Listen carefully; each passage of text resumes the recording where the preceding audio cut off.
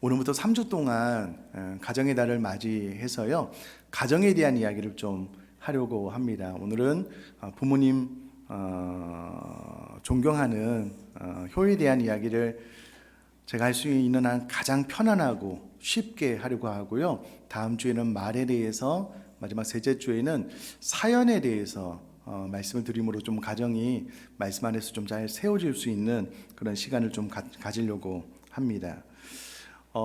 믿지 않는 분들이 우리 기독교에 대해서 오해하고 있는 것 중에 하나가 무엇이냐면, 기독교가 제사를 금하잖아요. 그래서 기독교가 불효의 종교가 아니냐라고 생각하시는 분들이 있습니다. 이렇게 생각하시는 분들은 기독교가 부모와 조상을 잘 섬기지 못하게 하는 몹쓸 종교가 아니냐, 이렇게 생각하시는 분들이 간혹 있습니다. 그러나 성경의 가르침을 자세히 들여다보면요, 기독교는 그 어떠한 종교보다도 부모 공경을 많이 강조하고 있는 기독교입니다.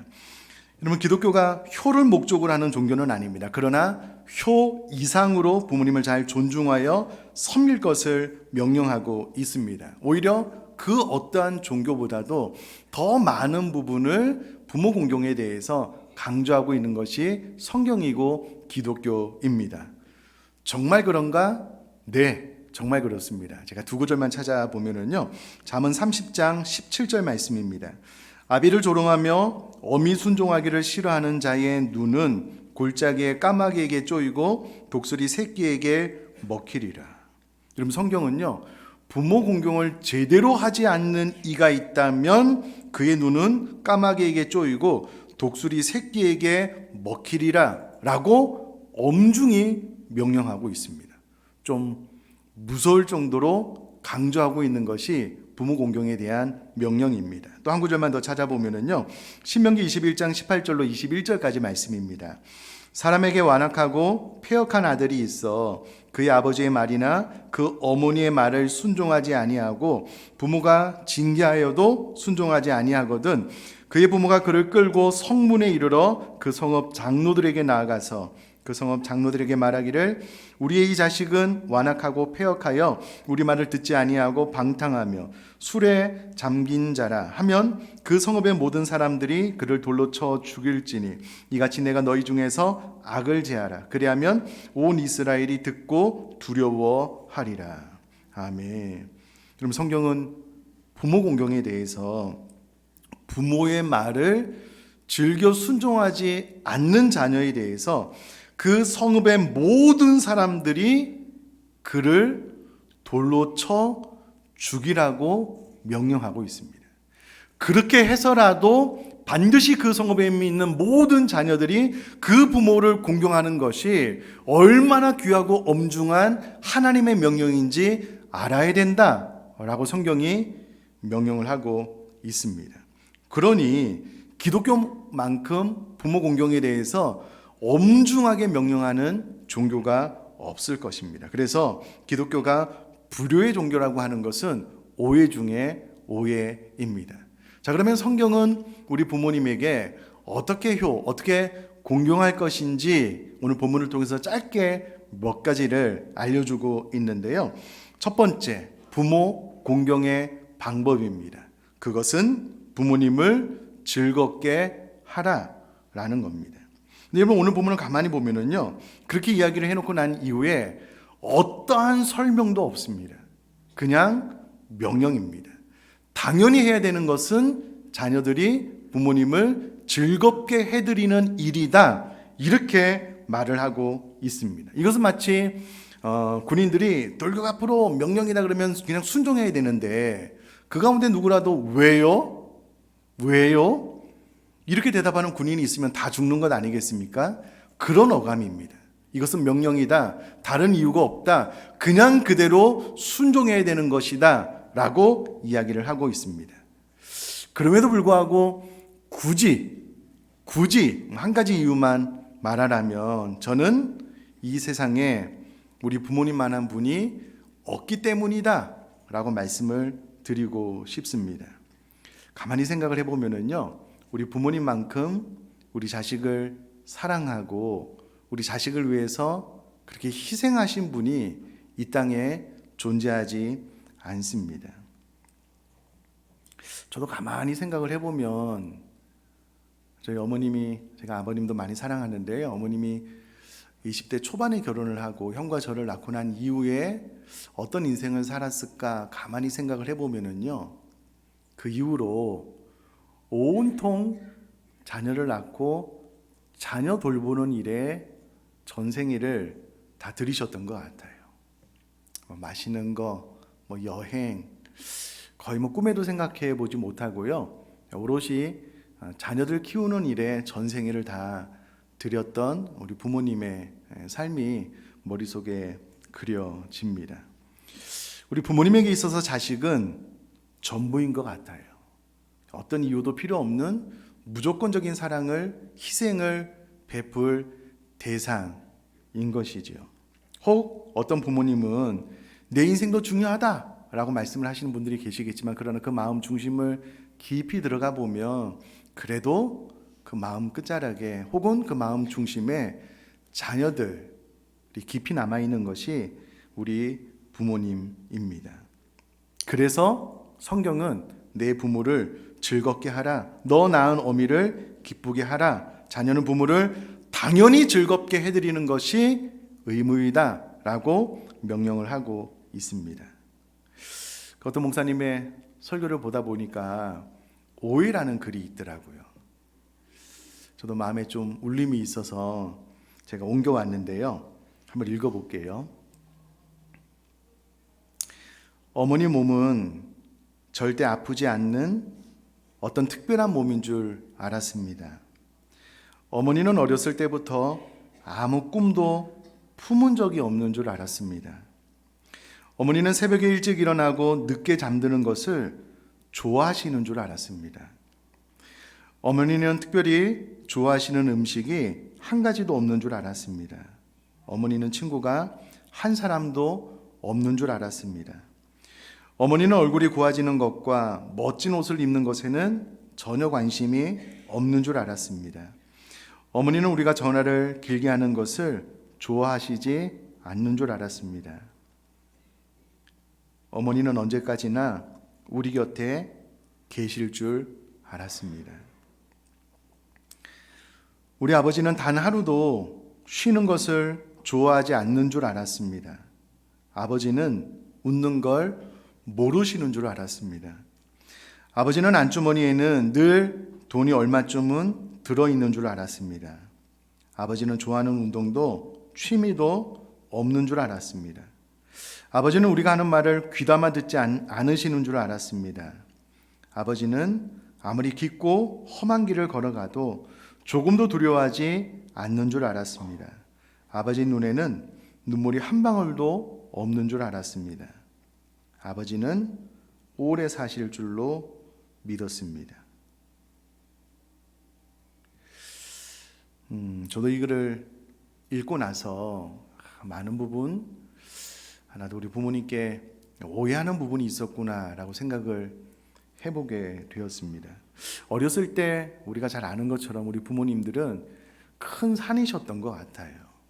저도 제 나이가 들어가면서 우리 부모님들을 살펴보면 큰 산이 언덕이 되어 있다가 어느 순간은 평지가 되어지고 어느 순간에는 점점 그 평지보다 더 아래로 꺼져가는 듯한 우리 부모님의 모습을 보게 됩니다. 늘 의지했던 우리 부모님들이 이제는 자녀들의 도움 없이는 살아가기 힘든 연세가 되었고, 늘 큰 산이 버팀목이 되어 주셨던 우리 부모님들이 이제는 우리 자녀들의 전화 한 통화에도 그렇게 웃으시고 또 좋아하시고 행복해 하시는 그런 모습을 보게 됩니다. 우리 부모님들도 좋아하는 것이 있으시고요, 우리 부모님들도 꿈이 있으셨습니다. 근데 사실은 그 모든 것들을 다 우리 자녀들을 위해서 포기하고 살아오셨던 분들이 우리 부모님들이잖아요. 그래서 성경은 부모님을 즐겁게 해드려라 라는 명령에 어떠한 이유도 붙이지 않습니다. 그것은 당연히 그렇게 해야 되는 것이다 라고 잠언에 명령을 하고 있습니다. 자, 그런데 부모님을 기쁘시게 해드리는 일에 가장 중요한 원칙이 하나 있는데 그것은 부모님 생전에 해드려야 된다라는 겁니다. 부모님이 돌아가시면 아무 소용이 없습니다. 어떤 분들은 부모님이 생존 시에는 별로 관심을 기울이지 않다가 돌아가시고 난 이후에 그냥 가슴을 치면서 후회하는 거예요.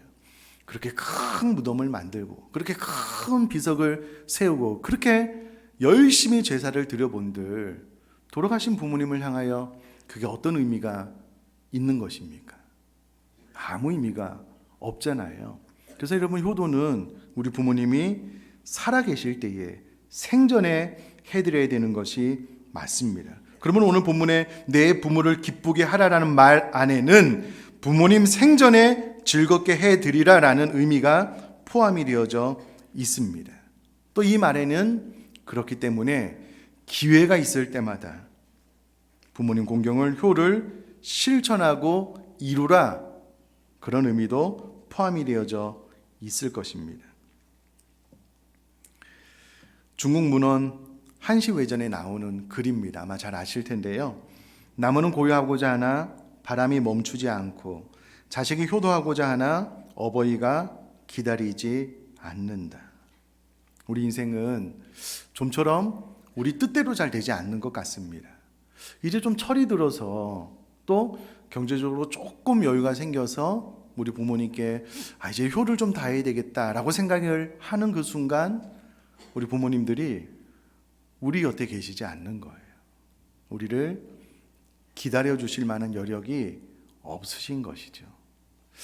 조금 더 빨리 철이 들면 좋았겠다.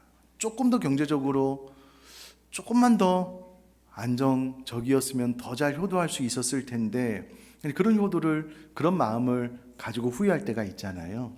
그러나 지금이 기회입니다.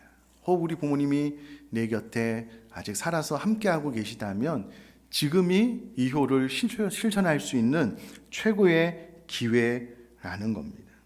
여러분, 효도가 그렇게 거창한 효도는 아니어도 저는 괜찮을 것 같습니다. 거의 저희 집은 하루에 한 번 혹은 이틀에 한 번 꼴은 저희 어머니께, 또 장인어른, 장모님께 전화드리거든요. 전화만 드려도 좋아하셔요. 전화만 드려도, 그냥 목소리만 들려드려도 그냥 마냥 좋아하셔요. 반갑다, 아무 일 없냐, 늘 안부를 물으시는데요. 그렇게만 하셔도 됩니다. 또 가까이 계시면 또 맛있는 식사로 또 대접하고 섬기는 것, 그렇게만 하셔도 된다라는 겁니다. 그렇기 때문에 부모님 생전에 기회가 있을 때에 부모님을 즐겁게 해드리는 저와 여러분 될 수 있기를 주님의 이름으로 부탁드립니다. 자, 계속해서 오늘 본문에는요, 부모 공경의 원리가 포함이 되어져 있습니다. 한마디로 말을 하면 뿌린 대로 거둔다라는 건데요. 제가 오늘 본문 말씀을 다시 한번 읽어볼게요. 의인의 아비는 크게 즐거울 것이요 지혜로운 자식을 낳은 자는 그로 말미암아 즐거울 것이니라. 내 부모를 즐겁게 하며 너를 낳은 어미를 기쁘게 하라. 여러분, 이 구절을 잘 보시면은요, 24절은 좋은 자식을 둔 아비의 즐거움에 대해서 이야기를 하고 있습니다. 그런데 25절은 자녀들이 부모를 즐겁게 할 것을 명령하고 있습니다. 이 두 말씀은 아주 중요한 원인과 결과에 대해서 이야기를 하고 있는데요. 쉽게 말하면 자녀들이 주는 즐거움을 내가 받으려면 내가 먼저 자녀로서 부모님을 즐겁게 해드려야 된다, 그런 의미입니다. 더 쉽게 말씀을 드리면 내가 행한 대로 열매를 얻게 된다라는 거고요. 보다 더 정확하게 마음에 새겨지게 말씀을 드리면 지금 나와 부모님과의 관계가 훗날 나와 자녀와의 관계가 된다라는 겁니다. 무슨 말이냐면요, 지금 내가 부모님을 즐겁게 해드리면 이 모습을 우리 자녀들이 나의 효도하는 모습을 그대로 보고 내가 부모님이 되고, 우리 자녀들이 어느 정도 성장했을 때에 내가 부모님께 해드린 대로 우리 자녀들이 나를 즐겁게 해준다라는 말입니다. 제가 오래전에도 말씀을 드렸는데요, 사실은 오늘날 우리가 이것을 뒤집어서 많이 실천을 하고 있습니다. 좀 잘 생각을 해보셔요. 내가 지금 우리 부모님을 섬김에 있어서 들어가는 에너지, 재정과 내가 지금 내 자녀를 돌보는, 가르치고 교육시킴에 있어서 들어가는 비용, 에너지를 생각을 해보십시오.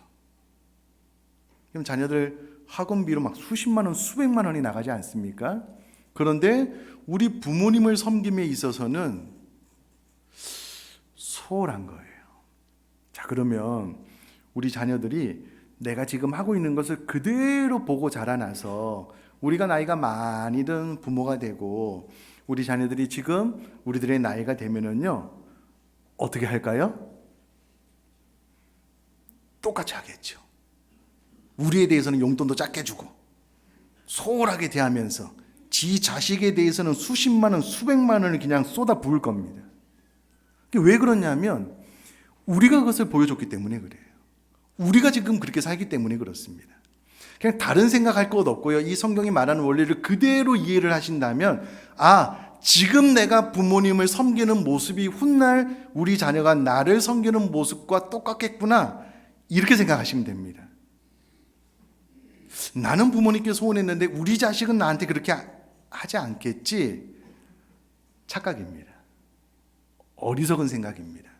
지금 내가 부모님께 해드리는 모습 그대로 우리 자녀들이 자라나서 나에게 해줄 것이다, 그렇게 생각하는 것이 맞고 그것이 성경이 말하는 정확한 원리입니다.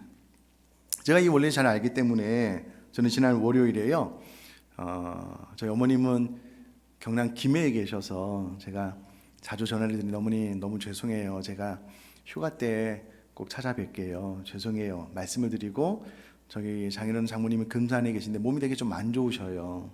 또 자주 좀 찾아뵈야 되는데 그렇지 못한 상황이었는데 지난 월요일 날 장인어른 장모님 댁에 갔거든요.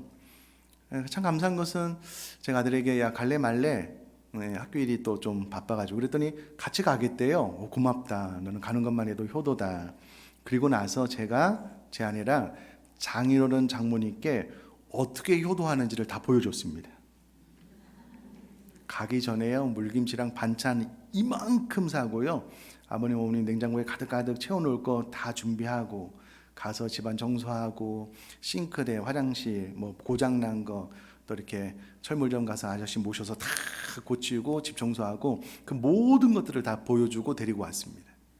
아마 우리 아들이 저한테 그대로 하지 않을까 기대하면서 여러분, 보여줘야 돼요. 가르쳐야 됩니다. 여러분, 우리가 지금 무엇을 보여주고 무엇을 가르치고 있을까요? 부모님께 너무 이렇게 소홀히 하는 거예요. 전화도 안 드리고 용돈도 너무 작고 찾아뵙지도 않고 그러면서 막 자식들에게는 막 학원비로 막 수십만 원, 수백만 원 아낌없이 쓰잖아요. 그럼 여러분, 그 자녀들이 크면 나와 똑같이 합니다. 똑같이 해요. 다른 길은 없습니다. 그럼 어떻게 해야 되느냐? 쉬워요. 내가 나이가 많이 들어서 자녀들이 나를 즐겁게 효도하는 삶을 우리가 받고 이렇게 누리려면은요, 지금 살아계신 내 곁에 계신 부모님을 최선을 다하여 공경하면 자녀들이 그거 보고 배워서 우리에게 똑같이 하기 때문에 여러분, 이 성경의 말씀을, 원리를 무시하지 말고 꼭 마음에 새겨 자녀들을 향하여 잘하는 건 나쁜 것 아닙니다. 그러나 그것만큼 내 곁에 살아계신 부모님께 효도하는 저와 여러분 될 수 있기를 주님의 이름으로 부탁드립니다. 자, 부모님을 향한 최고의 공경은 무엇이냐라고 했을 때에 구원의 길로 안내하는 겁니다. 여러분, 이 땅의 삶은 화살같이도 빠른 잠깐의 삶입니다. 예를 들어서 여러분 100m도 아니고요, 한 1000m 정도 되는 줄이 있다라고 생각을 해보면 이 땅에서의 삶은요, 그 앞에는 먼지보다도 작은 잠깐의 삶입니다.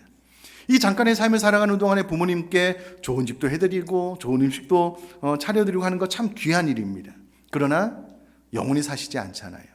잠깐의 삶을 살고 호흡이 멈추면 영원이라는 시간을 천국에서 보내드리게 하는 것이 가장 귀한 효도입니다. 그러므로 아직도 우리 부모님 가운데 예수님을 믿지 않고 거듭나지 않은 부모님이 있다면 여러분, 가장 좋은 효도는 전도입니다. 가장 좋은 효도는 함께 천국에 가게 되도록 안내하는 길이다라는 것을 좀 기억하셨으면 좋겠고요. 또 부모님을 향한 최고의 효도 가운데 하나는 부모님이 신앙생활을 하고 계시다면 자녀들이 신앙생활을 잘해서 저 영원한 천국에서 다시 만나게 되는 것입니다. 여러분 이것을 꼭 기억할 수 있기를 바라고요. 마지막으로 이야기 하나만 하고 마치려고 하는데요. 이조 시대에 있었던 이야기인 것 같습니다. 옛날 이조 시대의 어느 임금이며 서울을 떠나서 개성을 방문하게 되었는데 이 소문이 개성에 있는 사람들에게 퍼진 거예요. 그런데 오랫동안 병상에 누워있던 노모를 모시는 아들이 있었는데요. 그의 어머니가 그의 아들에게 이런 부탁을 한 거예요. 아들아, 내가 이 나라의 백성으로서 한 번도 임금님의 얼굴을 뵙지 못했는데 죽기 전에 임금님의 용안을 멀리서라도 좀 뵙고 죽었으면 좋겠다. 그게 내 마지막 소원이다. 이렇게 된 거예요. 그래서 이 효자가 어머님을 얻고 50리, 여러분 한 20km 정도 되는 길을 어머님을 얻고 와서 왕이 지나가는 길에 서게 되고요. 그 앞에 엎드려서 어머님이 왕의 얼굴을 용안을 뵙게 하는 효를 실천을 했습니다. 근데 이 이야기가 어떻게 왕에게 들어가게 된 거예요. 그래서 이 임금님이 아들을 불러서 좀 포상을 해야 되겠다라고 실제로 금 100냥과 쌀 한 섬의 상을 내린 거예요. 자, 이 소식을 불효자 한 명이 듣게 되었습니다. 그리고 임금님이 지나가는 길에 어머님이 가기 싫다고 막 하는데 억지로 어머님을 얻고 그 길 옆에서 어머님이 임금님의 얼굴을 뵙게 한 거예요. 또 이 소문이 돌고 돌아서 임금님의 귀에 들어가게 된 거예요. 그때 임금님이 그에게도 금 100냥을 주어라 라고 명령을 합니다. 이때에 신하들이 말하기를 임금님, 그놈은 불효자입니다. 효도가 아니고 남이 그렇게 해서 돈 받았다고 하니 어머님이 싫은데도 억지로 어머님을 끌고 와서 임금님의 얼굴을 뵙게 한 겁니다. 이 사람은 상을 줄 것이 아니라 벌을 줘야 마땅한 줄 아래요. 이렇게 이야기를 했대요. 근데 여러분 이 임금님이 이렇게 대답을 했대요. 효도는 흉내만 내도 좋은 것이다. 그런 거로 그 사람에게 상을 주어라. 그래서 이 사람이 진짜 상을 받았대요. 이 스토리를 다 들어서 야, 내가 상이 아니라 벌을 받을 뻔했구나. 근데 임금님 나에게 진짜 우리 성경대로 자비와 긍휼을 베풀었구나라는 것을 깨닫고 효자가 되었다라는 말이 있습니다. 사랑하는 성도님들, 효도는 흉내만 내도 좋은 것입니다. 오늘 설교를 듣고 흉내만 내도 좋은 거예요. 내일 어버이날이잖아요.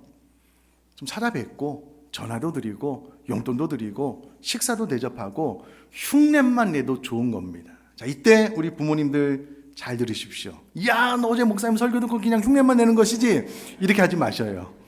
흉내만 내도 좋은 것이다. 고맙다. 기대하마. 여러분, 효도는 흉내만 내도 좋은 겁니다. 말씀을 다 듣고 목사님 그건 다 아는 이야기잖아요. 그건 몰라서 안 하나요? 근데 왜 안 하시나요? 흉내만 내도 좋은 겁니다. 효도는. 그래서 이 말씀 듣고 그냥 흘려보내지 말고요. 꼭 전화로 좀 안부도 좀 전하고 가능하면 좀 찾아뵙고 선물도 드리고 용돈도 드리고 식사도 좀 잘 대접하는, 그래서 정말 부모님 생전에 살아계실 때에 부모님을 즐겁게 해드리고 그로 말미암아 우리 자녀들이 자란 어느 날 또 나를 즐겁게 해드리는 이 복을 받는 저와 여러분 될 수 있기를 주님의 이름으로 축복합니다.